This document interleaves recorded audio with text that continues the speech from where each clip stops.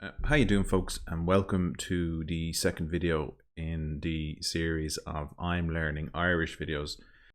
This second video is basically going to be little bit about what's my strategy in learning a language. I had been doing some kind of research as to kind of hints and tips as to how best to go about learning a language. To no avail, but good old YouTube eventually figured out what I was trying to look for and started to prompt me with some quite useful videos. So what I'm going to do is, in the same format as before, what I'm going to do is I'm going to break the video down into two parts. A quick summary for people who don't like long-winded conversations, and then obviously a second part for people who do like long-winded conversations. So obviously, so I should say Fáilte, and is Misha Jason, and today is St. Patrick's Day, so Bannacht Féile le Pádraig. So happy St. Patrick's Day to everybody. We're in lockdown, so if anyone's watching this, it's 2021 and we're in lockdown. So if this was a normal Paddy's Day, I would definitely not be here. I would certainly be out and about celebrating it like every other Irish person. So the short version. Okay, here we go. YouTube prompted me with videos from the polyglot, so that's a person who speaks multiple languages, Lydia Makova. And she's a language mentor, right? So she doesn't call herself a language teacher. She calls herself a language mentor, and I'll explain as to why she calls herself that. So she gives hints and tips around learning a language. And so briefly, it should be fun. She gives herself 2 years to learn a new language. She spends about an hour a day. She does one language at a time. She says you must hear the language and speak it. She seems that's crucial. And it's okay to make mistakes, but you need to embrace the mistakes because that's part of it. Because of basically what she was saying, right, I've started to listen to T.G. Cahir Coola Ar Skull, and I'll explain to you why. So that's basically what that is the kids program designed for kids in school, and it's teaching them subjects through Irish. I'm also still listening to Sean Moore. I had an informal chat with Conra na Gaeilge, which was very good. And I'm still using Rosetta Stone, and I'm still using Duolingo. And what I'm going to do is, I think the next video that I do, I'll do an in-depth review of Duolingo, and then I'll do another in-depth review of Rosetta Stone. So if people have a preference to which one I should do first, I don't mind. They're both equally good in my view. Development so far, I feel I'm progressing and I'm satisfied with the pace. Okay, so the long version. So thank you for watching the short version, and now on for the long version. So I'm the kind of person who, when I'm trying to do something, I like to research it and I like to get an understanding of what it is that I'm trying to do. And there's just no point in reinventing the wheel, in that if someone else has been there and done it, and clearly there are people who have learned languages, you're better off trying to find out what a good strategy is for them, and then obviously either following that strategy or modifying it to suit your own needs. YouTube has started to prompt me with videos about people who are explaining the history of the Irish language and the structure of it. And also then, like I said, this polyglot Lydia Makova. She is a language mentor in that, and I think she speaks, I'm going to say she speaks like, say, something like 8 or 9 languages or something like that. What she does is she gives hints and tips about how to learn a language. Okay, it's useful to listen to someone like this because, again, the hints and tips help you structure how you're gonna go about learning the language, and that's why the title of this video, I suppose, is going to be about strategy. What is your strategy in learning a language? And I'd say, according to Lydia, you definitely need to have some kind of strategy, that you can't leave it to chance and you can't leave it as some kind of random thing. You have to have a plan in place.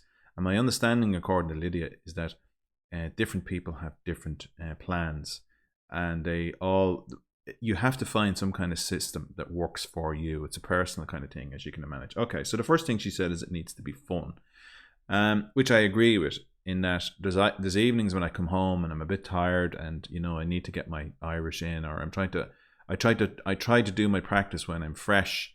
And because it is quite tiring, learning a language is quite tiring, and if you're a little bit tired, I just find that I just can't take anything in if I'm anyway tired at all, and I get a bit irritable. I get kind of irritated by the process, and I kind of don't look forward to it. So I think it's important that you do it at a time that is comfortable and that suits you. According to Lydia, she likes to do it first thing in the morning. and I prefer to do it later in the day and towards the evening. I'm just one of those kind of people. Okay, so I think that's important. But she said that what she would do is she would watch the likes of Friends and things like that in the foreign language that she's learning, and then she'd have subtitles on, and she would spend all her time doing that. So it's kind of fun, and then she watches it in different kinds of languages, and that makes it fun for her, and that way then she's exposed to listening to the language. Okay, so make it fun. That's clearly very important. That's the first thing. She said that she gives herself 2 years to learn a language, and she clearly, like, when you listen, if you go and listen to her again, if you listen to her on a video, she speaks English perfectly. And I can only assume that she speaks the other languages just as well. She said that she spends 2 years working on a language, and then after 2 years, when she feels she's fluent, I would say, in a language, then what she does is she moves on to learning another language. And then what she does then is she practices the languages that she's learned to keep them fresh. Because my understanding is languages as a skill is perishable, in that you will lose the ability.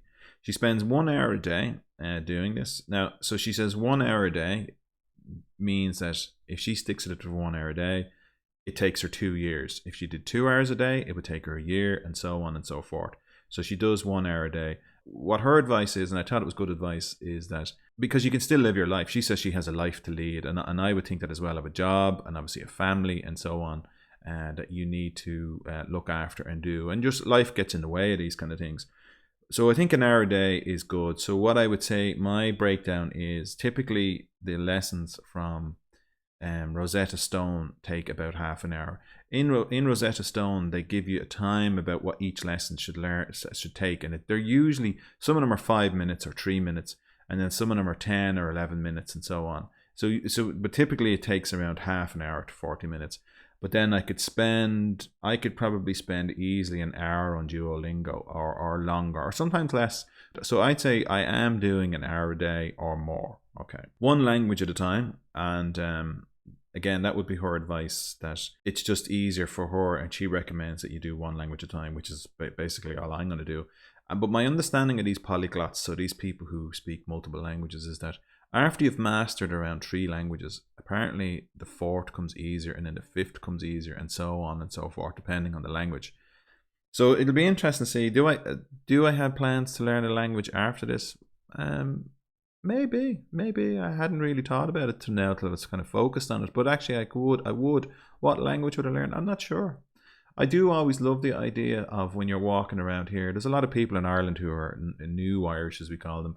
And it's great, so maybe something like Polish or Spanish or Brazilian or something. It's just cool. I think it would be cool to learn a language.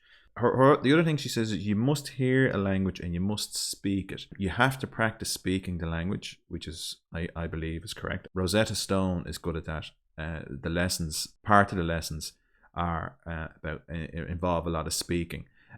So typically what it will be is that you have to repeat back things. Or what it will do is it'll give you 3 examples, and then the 4th one it'll give you. So the question's kind of obvious. If you know what it is in English, but you have to give the answer back in Irish, and then it listens and tells you whether you got it right or wrong or not. And then the other thing she was saying, is important that you listen to the language too.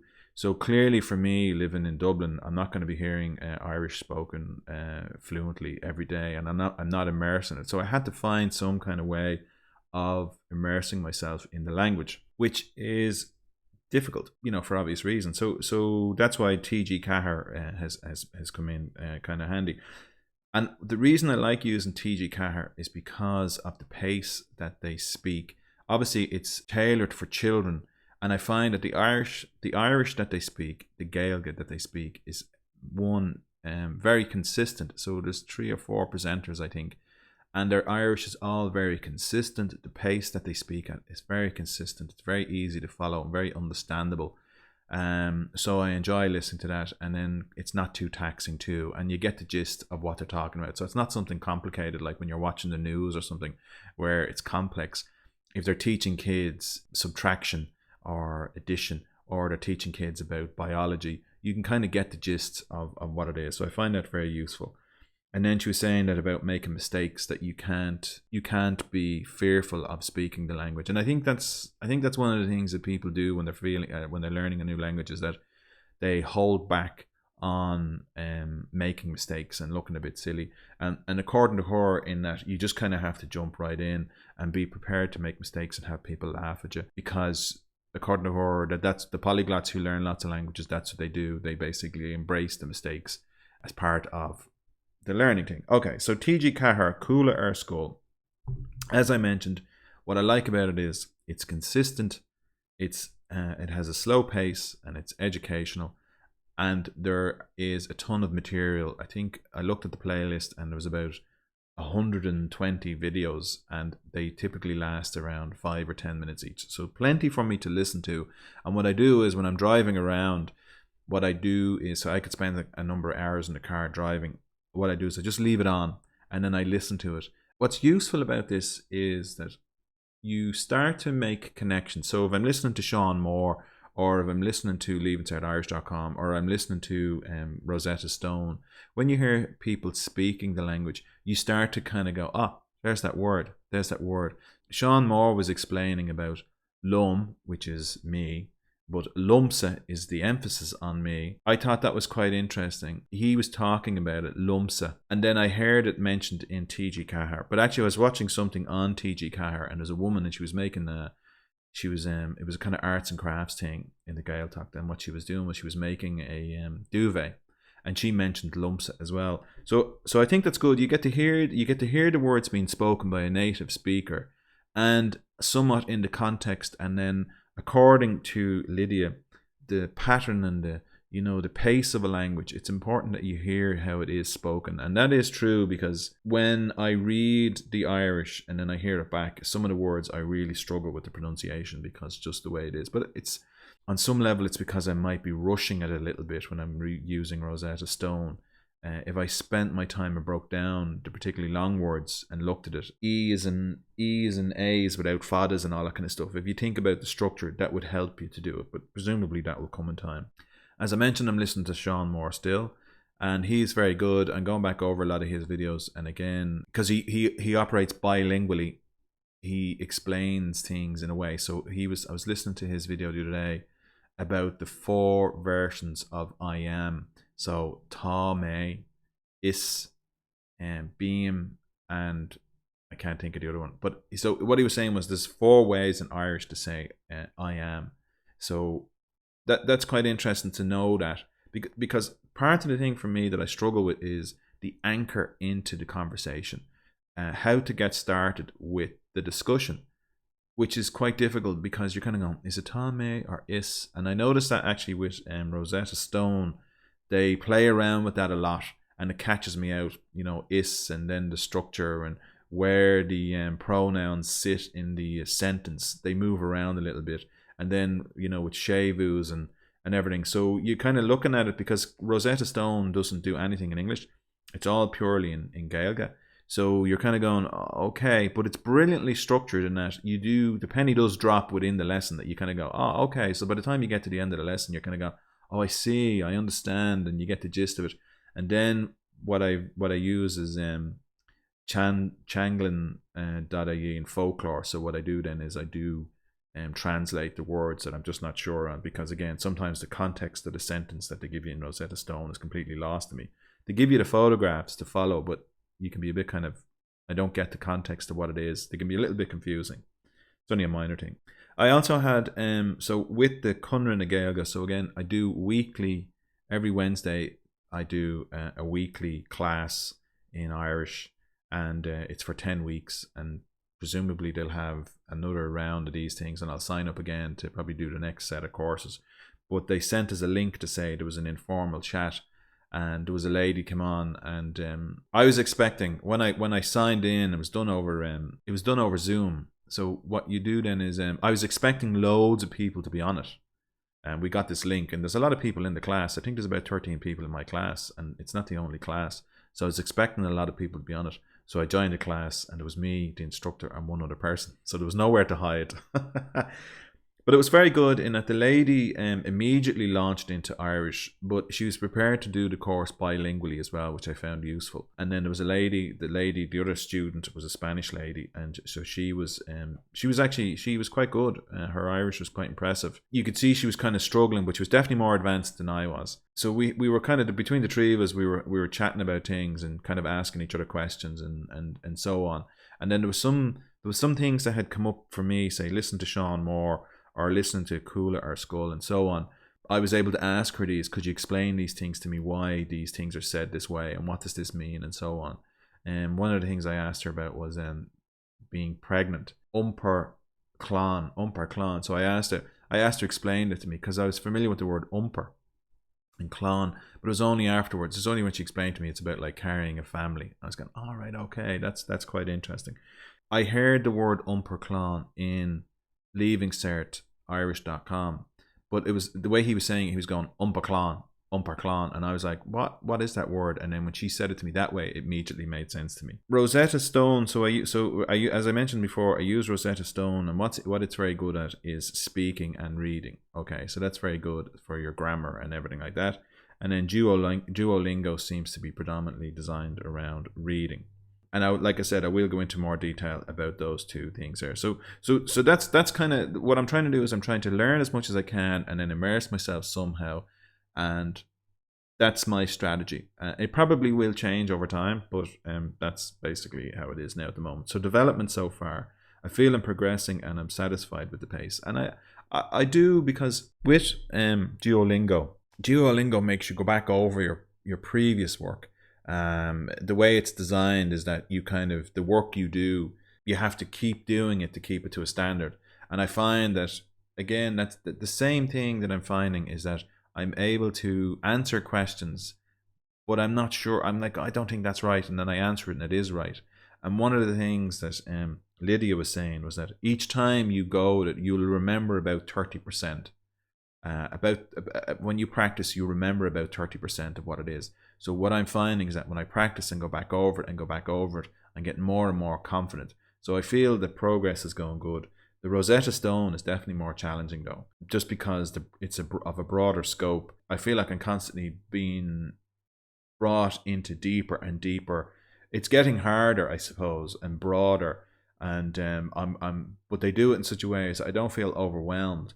But it is quite difficult and quite challenging, whereas I feel the Duolingo is a little bit easier.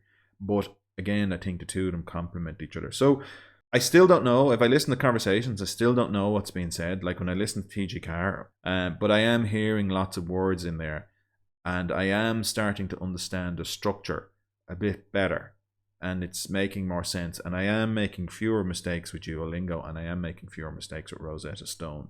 So that's I'd say I am happy. I am happy in that it seems to be a good system. And then listening to Lydia, I feel that I had set up a good system, but her advice reassures me that I'm probably on the right track. Shine, as they say. That is the end of the video. The next video, what I will do, as I mentioned, is I will cover off either Duolingo or Rosetta Stone. And so if you have an interest in one or the other, let me know. And if you don't, what I'm going to do is I think I'll do Duolingo first, and then I'll do Rosetta Stone. So Shine and Gaurav Mahagad for watching, and I will presumably talk soon. Thank you very much. Slán.